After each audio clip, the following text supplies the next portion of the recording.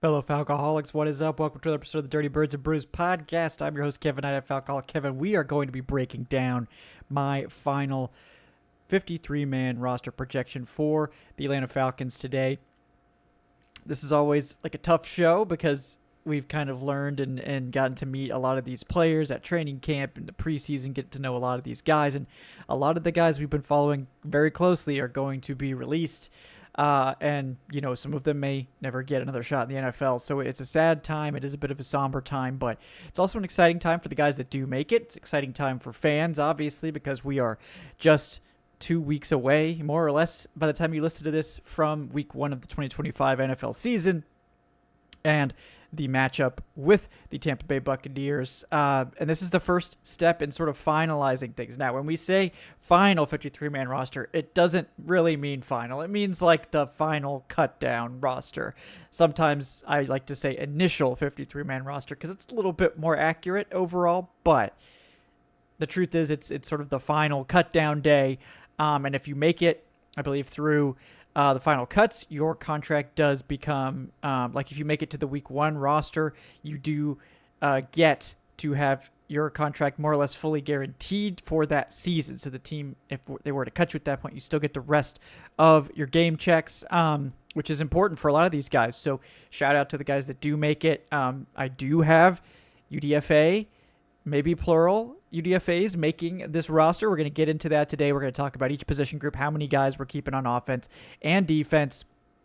And we'll mention some of the practice squad names on here. We're not going to break down the squad in too much detail because I don't even know if, you guys probably aren't even that big of sickos that you even thought about the practice squad, much less, wrote the whole practice squad and tried to figure out the roster math of it and all that. So I'll mention the practice squad. But, if you want to talk about that, you guys can tune into the deep practice squad show that maybe we'll get to at some point this season. But lots to get to today.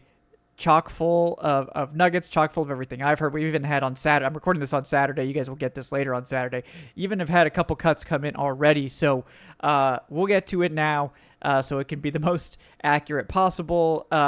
Full disclosure, I usually average around 50 out of 53 correct on this exercise, which is pretty good, but there's always a few things that are surprising. There's always some situations that arise, like there might be some surprising injury designations or things that the Falcons do. There's also some new rules that we'll talk about for kind of carrying some players into IR. So we'll get to all that today. We're going to cover all 53 spots on the roster and how we arrived there. So let's get right to it. Real quick before we dive in, that week 1 matchup is looming. The Falcons are facing the Tampa Bay Buccaneers. It's a critical game. We're obviously still waiting on the official word on Caleb McGarry. My guess, and we'll talk about it more in the roster projection, is that he will be on IR to start the season.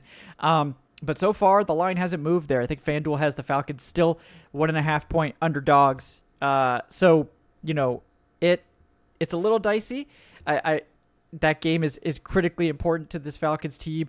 I certainly hope that they can find a way to get it done. And the players that they arrive at in this 53-man roster are going to go a long way into reaching that goal of getting the week 1 upset over the Tampa Bay Buccaneers. But I think history shows the Falcons typically play the Bucs pretty well at home. Now, week 1 maybe is not the best week for this team, considering they didn't play any starters at all, except for maybe a few rotational pieces here and there. But hopefully the Falcons can get that done. That's going to be really important going forward.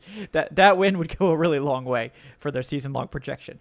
So let's dive right in. We're going to start with the Falcons offense today, keeping 24, which is the same as my previous projections.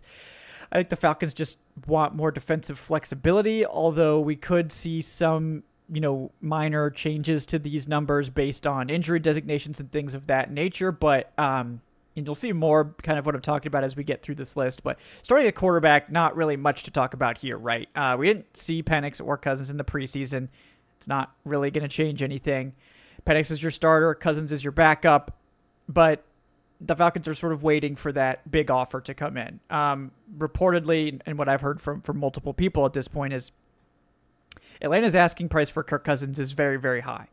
They view him as a good starting quarterback, and they're not just going to trade him for anything. That's why he hasn't been moved. I think if the Falcons were just willing to take, any pick for him or were just looking to offload the salary, I think this deal would be done by now. But I think the Falcons are treating this like a premium asset that they need to get good compensation for. I don't know if that strategy is going to work out for them. But if it does, obviously it's a big payoff. I mean, I think the Falcons are angling for a similar payoff to what they got for Matt Ryan when he left Atlanta, which would be a 3rd-round pick. That would obviously be huge if they could get that done. They really need those picks considering they don't have a 1st-rounder, but it's probably going to take a quarterback injury somewhere. And, whether that's Matt Stafford maybe not coming back healthy or not able to stand up to the full season, whether that's other guys going down, which will happen sooner or later, the Falcons seem to be content to wait for that good offer to come in. So for now, that's where we're sitting on that account. And then we have Easton Stick, who, let's be honest, very up and down performance from Easton Stick. I think down to down, he looks pretty good. He seems decisive. He has typically been pretty good with placement. There's definitely been some, especially deep shots that have not gone great, that could have been touchdowns if placed better. Easton Stick's issue is he can't see linebackers. I don't know what is going on with that, but he threw the ball to the linebacker at least 2 or 3 times against the Cowboys and multiple times in week 2 as well. Just didn't see them. I don't know if it's a predetermined route, some kind of timing thing, but he's trying to throw that dig or that in, and he doesn't check to see if the linebacker's there, or he just misses him over and over. And that's a critical problem, because you can't throw that route if the linebacker is dropping in zone. If the linebacker's dropping there, you have to move on to a different progression. You can't just throw that timing route or that dig that you want. You can't do that. You need the linebacker to bite on the run action or take a step forward or whatever. But if he doesn't take a step forward or he drops, you have to bail and move on to your next progression. And we saw over and over again that Stick didn't read that correctly repeatedly. That's a critical flaw. You can't be throwing picks on something that should be pretty simple to read. So it's one thing if the defender makes a great play. It's one thing if somebody gets beat on the sideline or runs the wrong route or whatever, and that can't happen. But these picks are basic quarterbacking errors that you can't throw.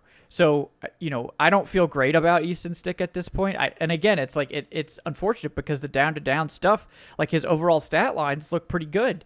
But keep in mind, those are against deep reserves. And he's playing with reserves as well. The protection was not good for Easton Stick. Let's not sugarcoat that either. So his clock is going really quick. He doesn't have a lot of time to sit back there and wait. But at the same time, you can't just throw that dig without checking the linebacker. You can't do that. So hopefully he can get that cleaned up, because right now he's the QB3, which right now is just an emergency backup, and I feel totally comfortable with that. But he, very likely at some point Easton Stick is the QB2 here in Atlanta once Cousins is traded. So at that point I'd get quite a bit more nervous, but maybe at that point, like most teams, the Falcons are sort of well, probably not doing a whole lot without our starting quarterback. And, trying to find a good backup. It's usually you either pay for one or you get lucky drafting one. Shout out to Tyson Bagent, UDFA, for the Bears becoming their backup quarterback. But, tough spot there. I think Stick has been mostly fine, but again, you got to clean that stuff up. And maybe in a real game situation with the starting offensive line, Sans right tackle, apparently now, maybe he's got the time to do that, and he doesn't make that type of mistake. But you got to clean that up to have any sort of confidence in playing this guy in a real NFL game. Running back, the top 2 guys, no intrigue, right? Bijan Robinson, Tyler. They're going to get 90 to 95% of the carries between the two of them. There's not really much, doubt about that. The more intriguing thing is running back 3, because we didn't see Carlos Washington much at all. He didn't really play in the preseason, and he missed most of training camp with an injury. And that sort of opened the door now for someone else to come in and take that running back 3 spot. And to my mind, it's definitely UDFA Nate Carter, who came in, obviously had the plays of the game in the second week of the preseason, and has basically looked like the most consistent and sort of best runner, going especially against the higher levels of competition in these preseason games. Shout out to Elijah Dotson getting some good runs in at the end of that game, but we're talking about deep reserves at that point. When he played with the second string, not much there at all. So I think Nate Carter definitely won that job. I think he's the most intriguing of all of those guys. Also, he's a terrific athlete. I think he showcased better vision and patience as a runner than I was expecting from him. Thought he'd be much more of a project. I think he does bring something different to the running back room that, Bijan has very good speed and Algier is just a total bowling ball powerhouse. But Carter brings like unique speed, right? Like breakaway home run hitting speed. And I've mentioned this before. I think he's the Anton Smith in this room. I think he can be that guy that maybe gets just a handful of carries, but he could break one of them and change a game for you.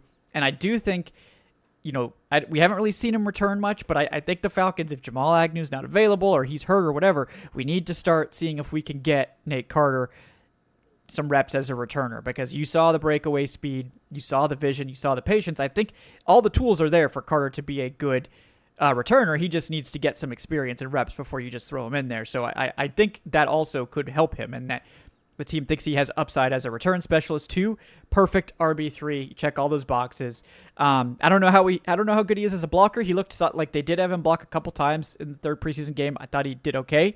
You're not really asking him to do that much because you're going to be playing Bijan or Algier, who you trust to block. But if he did have to come in, as an RB2 for a game or something with guys missing time, I think he'd be okay there. I think Nate Carter is really intriguing. I'm glad he's emerged from this group. I think he's definitely the most interesting one. So congrats to Nate Carter. I do think he will be the UDFA that emerges to make this roster.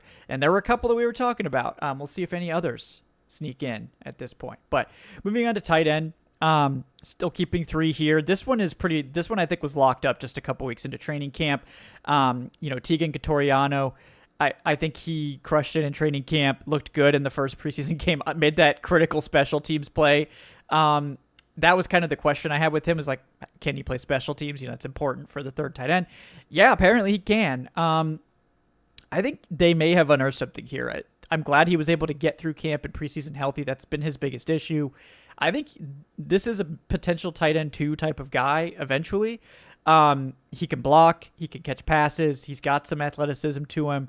I do think that taking Catoriano is really interesting. So I'm glad he emerged here to be the third tight end behind Kyle Pitts and Charlie Warner, who are going to play almost all of the snaps. But I do feel a lot better about Catoriano than like Ross Dwelly coming into the game. So maybe we'll see something from Catoriano this year, and he can kind of solidify himself in this room. Shout out there. Felipe Franks did make some noise in this third preseason game, but I think he's a practice squad guy. Let's be honest. So wide receivers where things get really, really spicy, because I think there are like 4 receivers you could argue deserve a roster spot, in terms of the last like 2 spots. But speaking of 4, the top 4 spots on this list I think are totally locked up, right? Drake London, Darnell Mooney, Ray McLeod, Kadero Hodge. Those are all locks. Not really much questioning there. I think Casey Washington absolutely has locked up the 5th receiver spot. I think the team really likes him. I think he stepped up in a big way for Darnell Mooney, kind of filling that deep threat role. Obviously, Washington has better size, so maybe they'll be able to use him more as a run blocker. He's not as fast or as shifty as Mooney, so he's a little bit different there, but seems to have outstanding chemistry with Michael Penix, and that's probably the most important thing you're looking for in that deep threat role. It also seems like, based on playtime, like David Sills may have locked up his spot, either on the roster or on the practice squad. I'm not sure. I'm putting him on the roster for now. I think he's a logical Drake London backup. He's that big body receiver that can offer you some stuff there. So, I think athletically he's limited, but great hands, body control, very strong, physical, can go over the middle, can make the tough catches, has great chemistry with Kirk Cousins as well. So, shout out to those 2 guys. I think they definitely emerged to be the top 2 guys here. The one that I'm keeping at wide receiver 7 for now is the most sketchy, I think, and that's Jamal Agnew. We just don't really know what his status is. He's missed a lot of time. Played in training camp, but missed all the preseason games for the most part. They weren't really giving him any reps. I think the Falcons do want Agnew as their return specialist. They don't really have any other compelling options because I don't think Nate Carter's ready. And we all know Ray McLeod is sort of like just an okay kick returner, not a punt returner, though. And so, to me right now, I think Jamal Agnew makes it if he's healthy enough. If he's not healthy enough, or they're just going to carry him over and then put him on short-term IR, I think that opens the door here for a Nick Nash or a Chris Blair to make this roster. And that's really the question is, like, do we want to carry a 7th receiver? Do we want to keep Nick Nash in here to avoid him getting poached? Because I think Nick Nash is the one that's likely to get grabbed off the waiver wire if he's cut, which would be really unfortunate. But, Nick Nash is clearly behind Washington and Sills on the pecking order. I think his shot to make this roster is if the Falcons start off with 7 wide receivers for now.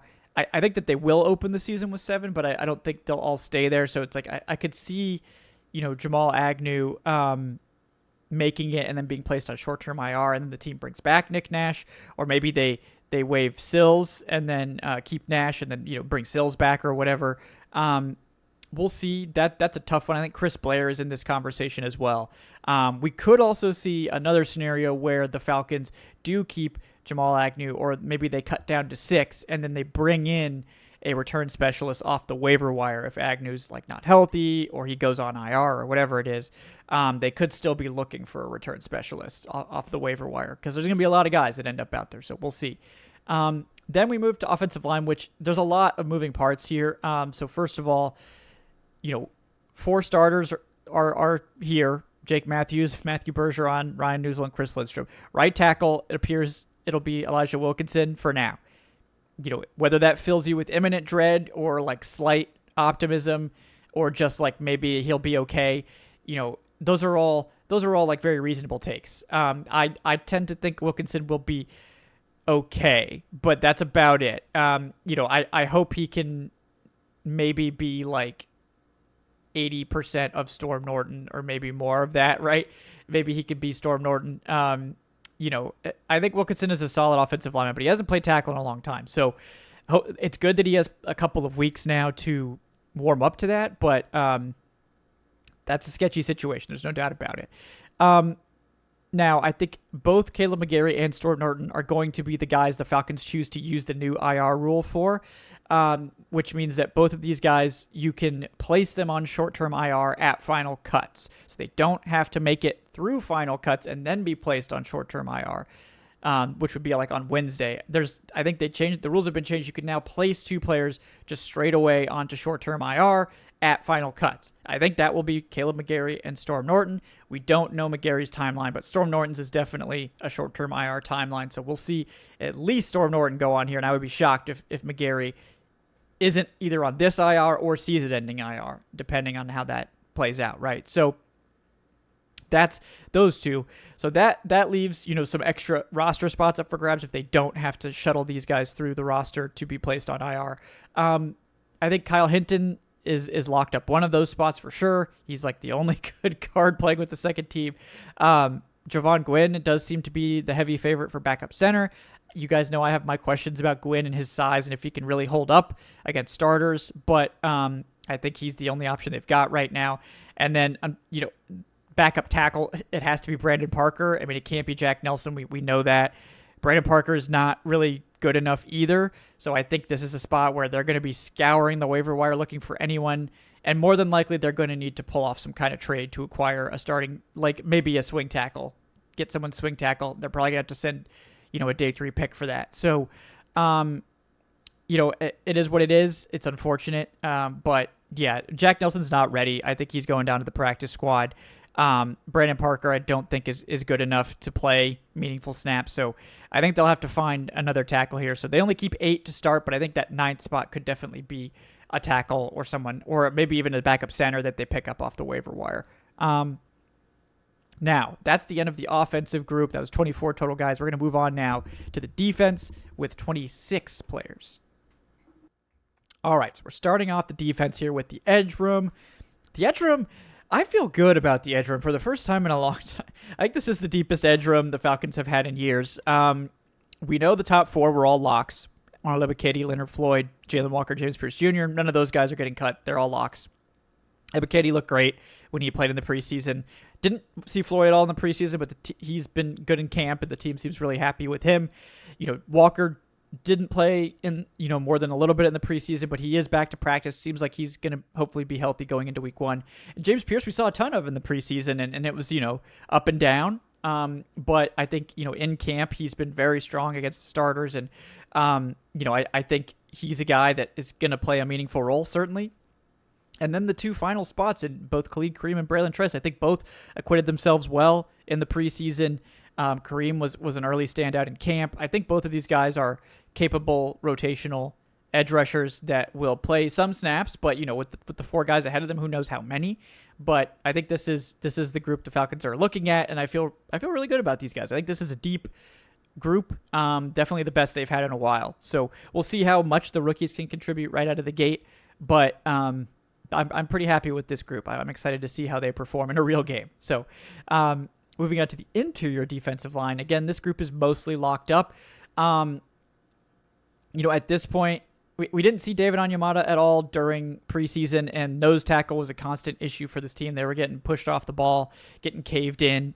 So I do think this team probably needs to find a traditional nose tackle to back up Onyemata, or maybe to take reps from him if he's more of that penetration style guy. I think Brandon Dorlus deserves a special shout out. I think he has really lifted himself up the depth chart over the course of camp and preseason to be one of maybe the top rotational guy.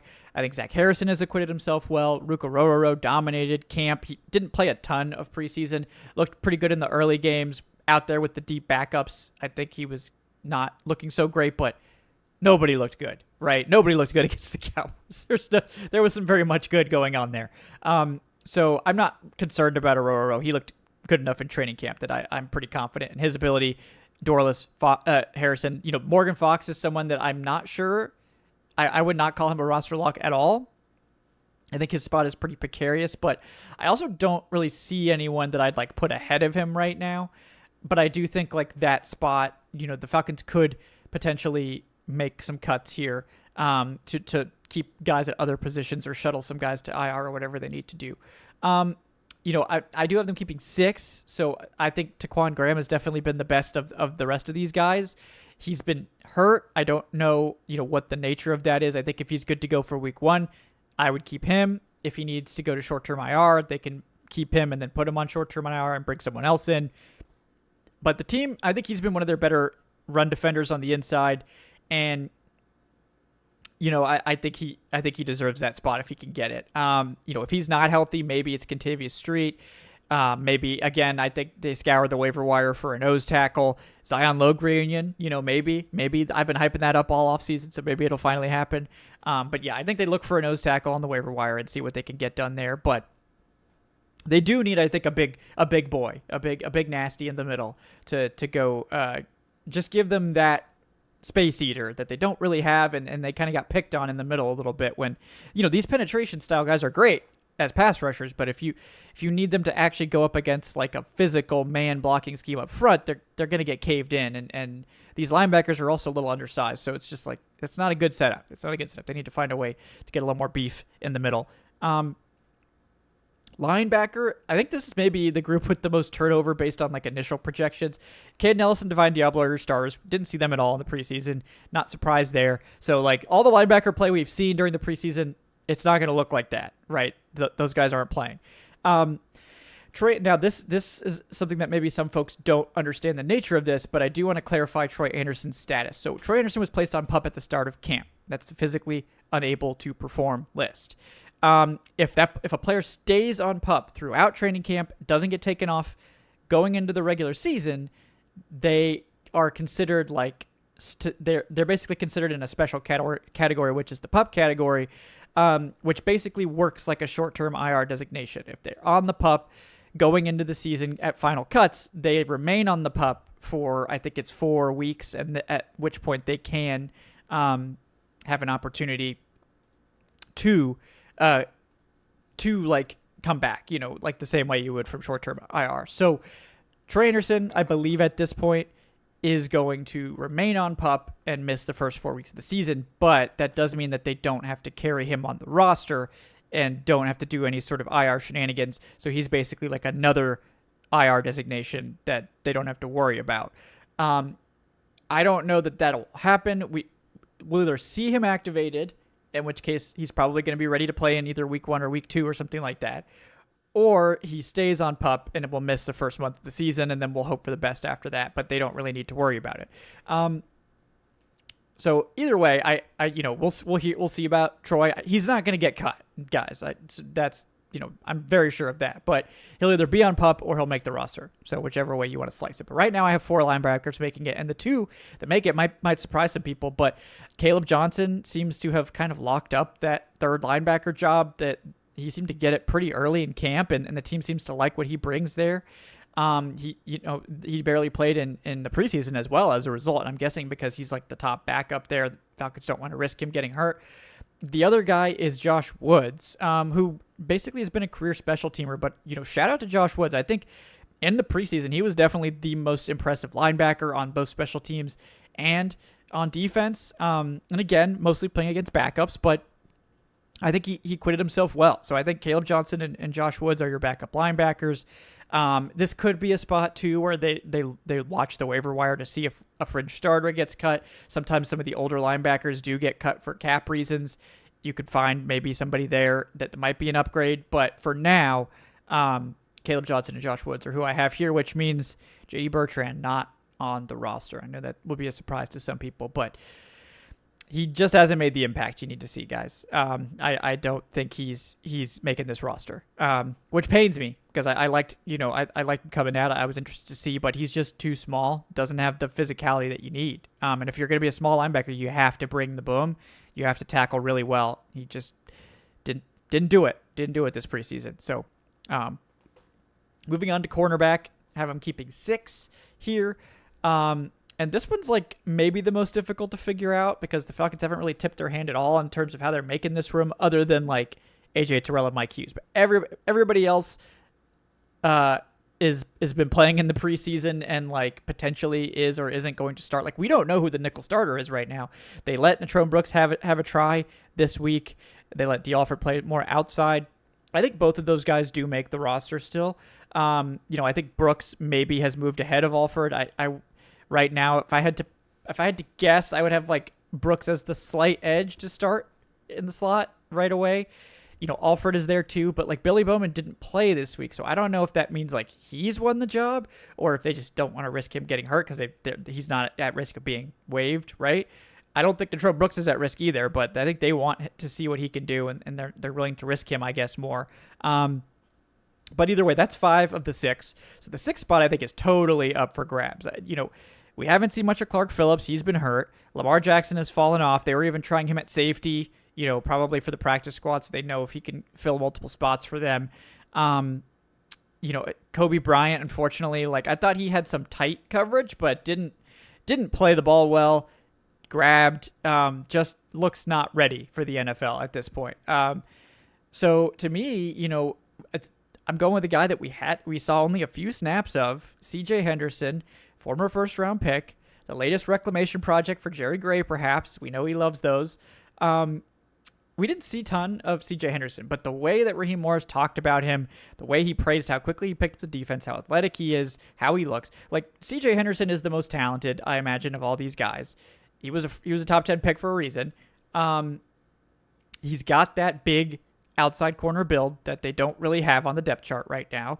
And I think if he picked up the defense quickly, there's no reason to think that he can't be one of your depth corners right out of the gate. Now, we know C.J. Henderson has struggled a lot over the last few years, hasn't been a starter. I don't think he's challenging for a starting role or anything like that, but I think he did choose the Falcons over several other teams. I think the Falcons said, like, look, we know you're coming in late, but we're going to give you a legitimate opportunity. If you impress us, you do have a shot to make this roster. This room is, up for grabs.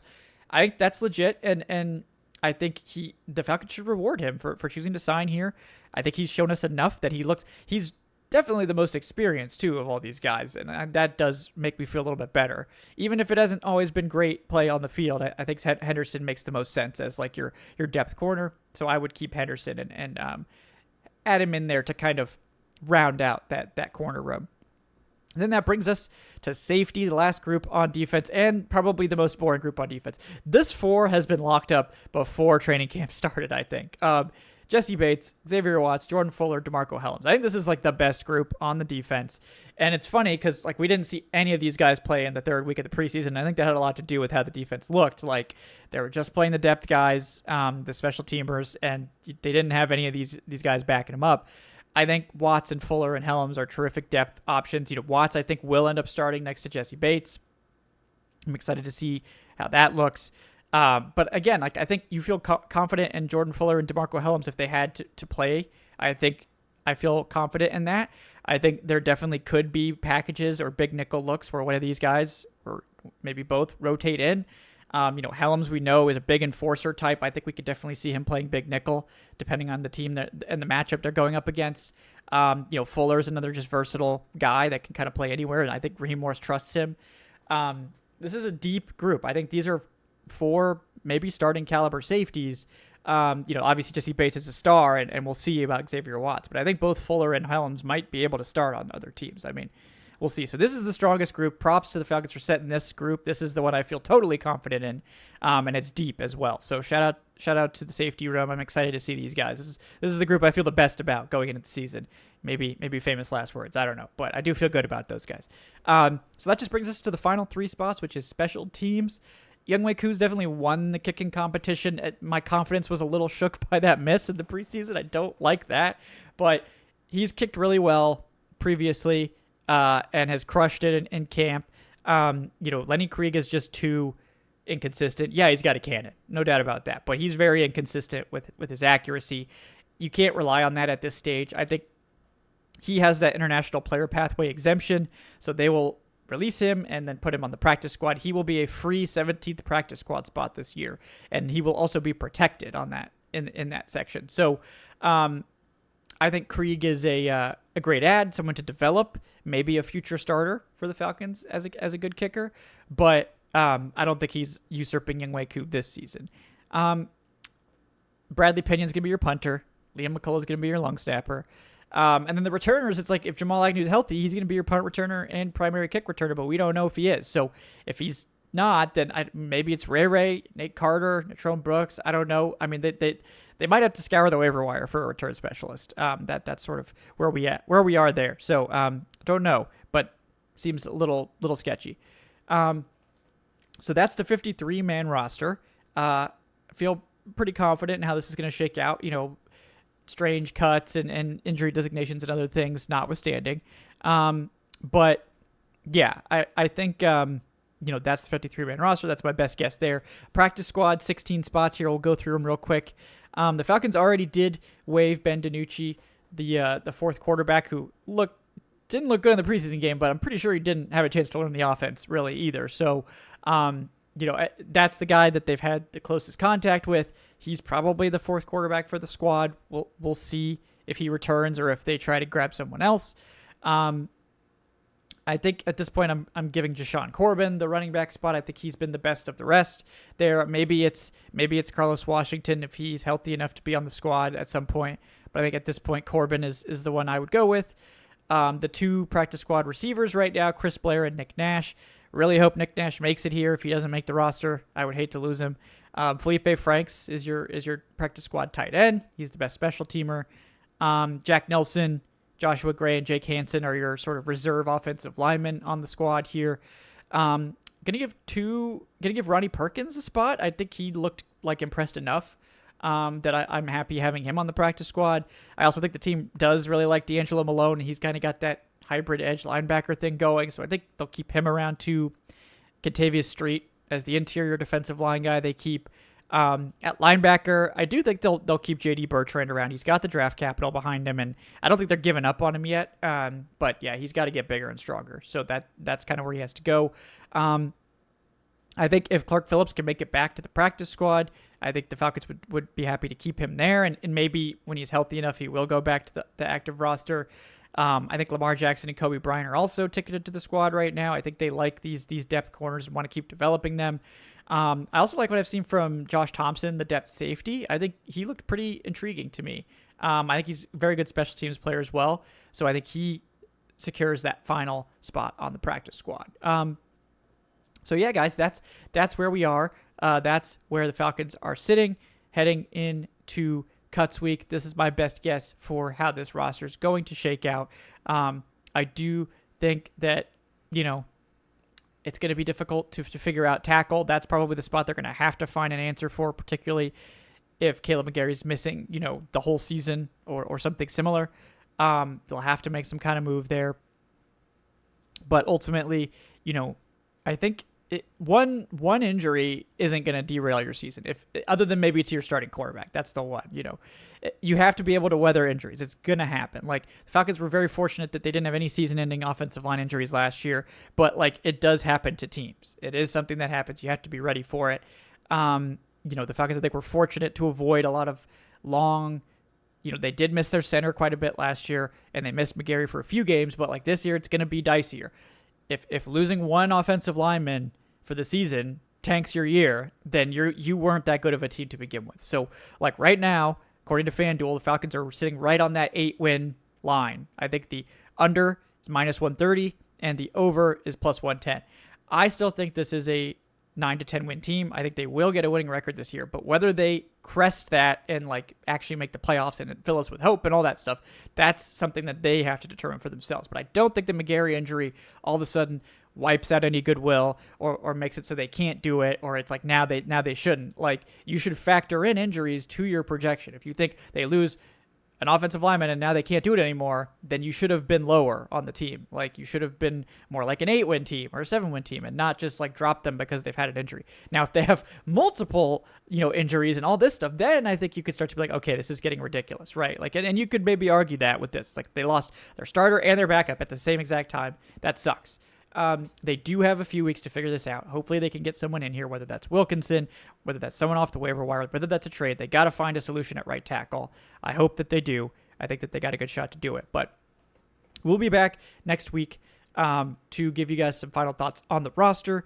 I believe we'll be doing Tuesday takes with Trayshawn, and then Wednesday is a maybe, Wednesday live, because I'll be traveling early the next morning. So if I can work it in, we'll try to get you a Wednesday show looking at the practice squad that's been set up and the final roster. But just in case I don't see you guys, it's been a fun off season. We will have a show with Trayshawn, obviously, but we may take off the next weekend because that's the last weekend before the season starts, and it's Dragon Con. So shout out if anybody's going to con, I'll see you there. But fun off season, rough preseason as usual with this team. But we're finally past it. We're going to start talking about real football here real soon. So thank you guys so much for joining us here on the Dirty Birds and Brews podcast. Like and subscribe if you haven't already. Really appreciate that. Leave us that 5-star review in your podcast platform of choice. Both of those things really help us out, help the show grow, help the reach, all that stuff. If you want to support the show, you can do so on Patreon, patreon.com/Falcoholic Live, or you can join the YouTube channel memberships. Appreciate everyone helping out there. Thank you guys so much. And yeah, we'll be back next week with some more final roster takes as we get geared up for week 1 against the Tampa Bay Buccaneers. Until then, guys, have a great day. Thanks for joining us on the Dirty Birds and Brews podcast. See you guys.